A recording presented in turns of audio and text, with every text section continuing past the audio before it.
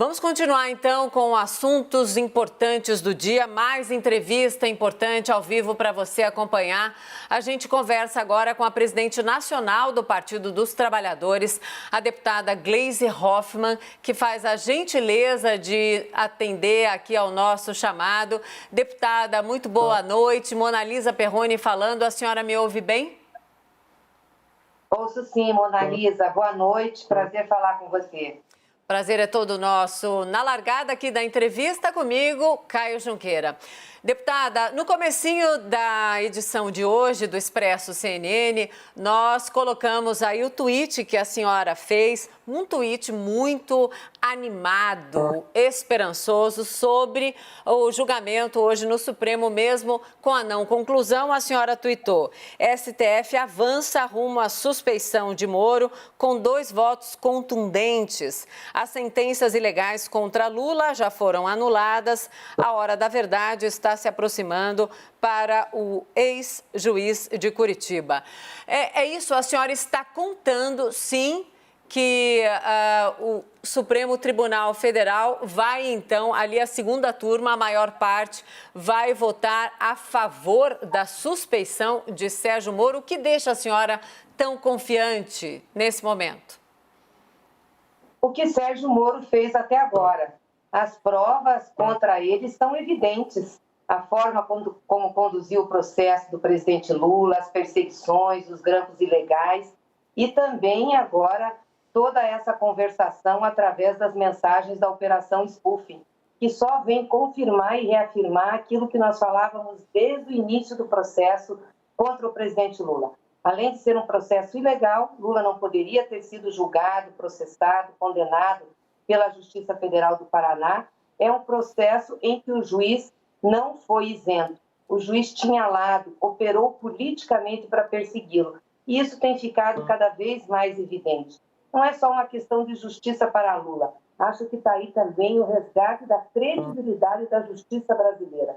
Por isso, eu acredito muito que o Supremo Tribunal Federal vai, além ontem da anulação do processo pelo ministro Fachin, também declarar a suspeição do ministro, do ex-juiz. Sim, perdoe-me, falei em cima da senhora. A gente estava na expectativa de hoje, então, né, para um pronunciamento ou entrevista coletiva do ex-presidente Lula lá no simbólico, né, Sindicato dos Metalúrgicos do ABC. Claro, teve o cancelamento, adiamento por causa, então, do julgamento, da retomada do julgamento sobre a suspeição de Moro. E aí, a gente está recebendo informações agora do nosso time da política aqui, os nossos analistas, de que pode não acontecer amanhã, então, um pronunciamento. A senhora, como presidente do Partido dos Trabalhadores, pode adiantar para a gente, o ex-presidente vai ou não vai falar amanhã? Vai sim, Mona Lisa, está confirmado para as 11 horas da manhã no Sindicato dos Metalúrgicos. Eu estive agora à tarde com o presidente, ele está muito tranquilo e, sobretudo, muito feliz com o resultado da decisão de ontem e também do avanço sobre a suspeição de Moro no STF. Feliz porque tudo aquilo que ele falou desde o início está vindo à tona, está se mostrando verdadeiro. E ele, com certeza, isso dá um alívio a ele e também a justiça, né, que tinha que ser feita com Lula. Ele lutou muito para provar para as pessoas que o que estavam falando era mentira e que estavam construindo contra ele uma narrativa que não correspondia aos fatos. Então, o presidente Lula estará, sim, amanhã, às 11 horas, no Sindicato dos Metalúrgicos. Sim, vamos seguir aqui com a entrevista. Agora, Caio Junqueira, sua pergunta, Caio? Deputada, eu queria falar de eleição com a senhora, né? A gente, jornalista político, a gente gosta de falar de eleição. Toda hora a gente está pensando em eleição e vocês também. Qual Lula a senhora imagina para 2022, né? A gente sabe que 2018 foi uma aliança mais restrita, uma eleição pós-Lava Jato, a esquerda se fragmentou. Eu tenho na minha memória o Lula ali de 2010, né, que era um Lula no auge, fazendo a sucessora e uma ampla gama de partidos, inclusive do centro, inclusive do centrão, né? Que Lula, a senhora imagina, sendo viabilizada essa possibilidade de candidatura a presidente dele para o ano que vem, que Lula né, estará na eleição do ano que vem, por exemplo? O Lula de 2018, mais nervoso, um pouco mais irritado, para não dizer outra palavra, com tudo que aconteceu ali na Lava Jato contra o Partido dos Trabalhadores, ou um Lula mais conciliador, moderado ali, como o de 2010? Boa noite, Caio. Olha, vocês pensam mais em eleição do que nós, viu? Sempre estão adiantando as coisas. Não, nós não discutimos ainda sobre 2022. Isso tem que passar por uma decisão do partido e vai ser uma decisão democrática e, obviamente, conversada junto com o presidente Lula e com as nossas lideranças. Eu não tenho dúvidas que Lula é o melhor nome que nós temos. Aliás, não o melhor nome do PT. Acho que é o melhor nome para disputar as eleições do Brasil no contexto que nós estamos.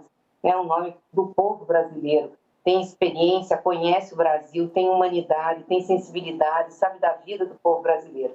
Mas nós não discutimos isso ainda. O que nos preocupa muito, Caio, antes de 22 é 21.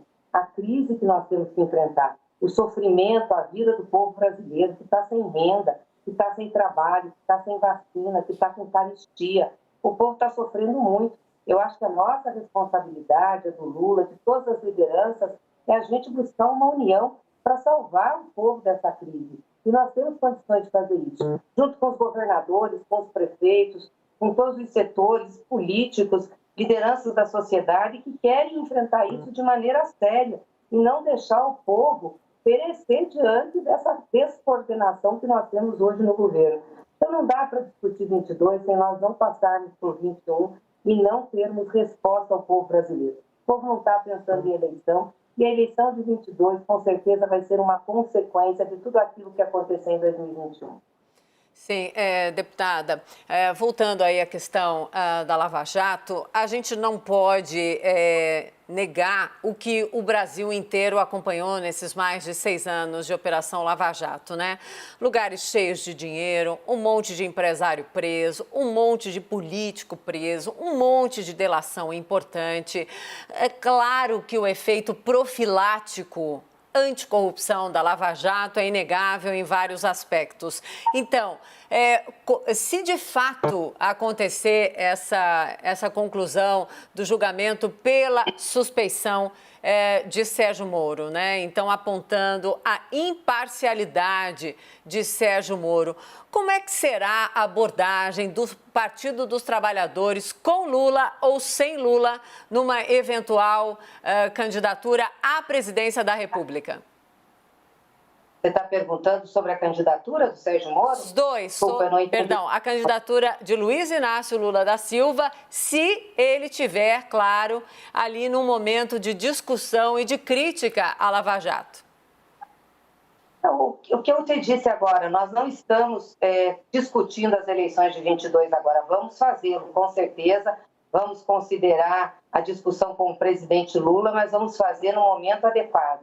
Eu acho que agora o que Lula mais quer é mostrar para o Brasil que ele foi submetido a um processo injusto e mentiroso. Eu acho que se a Lava Jato trouxe isso que você falou, de dizer que expôs a corrupção, também expôs os métodos corruptos de fazer as investigações. Porque se tivesse andado pelo devido processo legal, feito as coisas com seriedade, pode ser que conseguiria combater, de fato, a corrupção no Brasil. O problema é que não fizeram, utilizaram métodos errados para fazer. Nós ainda temos que saber da Lava Jato que foram as articulações com as agências internacionais que entregaram os nossos segredos sobre o petróleo, que desmontaram a nossa indústria de petróleo e gás, que trouxeram para o Brasil as petroleiras para explorar o pré-sal sem a participação da Petrobras. Isso é uma tragédia que causou desemprego. Nós não estamos nem discutindo os efeitos econômicos que a Lava Jato teve no Brasil, que devastou a nossa economia e causou desemprego. Nós estamos discutindo agora os efeitos processuais, a forma como agiram, como conspiraram, como fizeram um conluio. Isso que tem que ficar exposto, e como perseguiram o presidente Lula.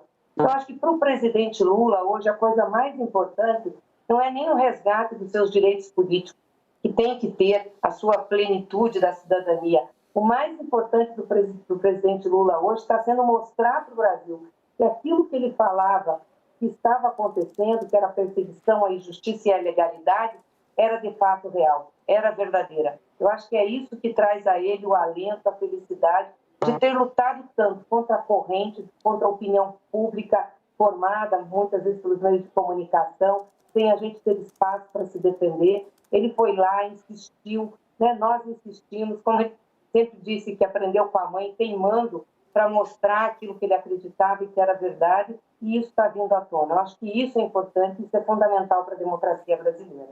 Deputada, o nosso analista Fernando Molica agora participa da entrevista. Molica. Deputada, boa noite. Nesses 2 anos de governo Bolsonaro, a oposição tem demonstrado dificuldades para emplacar um discurso, até para ter uma cara de oposição. Com essa nova situação, o ex-presidente Lula assume uma espécie de liderança da oposição? Ele vai trabalhar isso? Ele vai percorrer o país? Qual vai ser a postura dele a partir de agora, já que a senhora falou que a preocupação agora é com 21?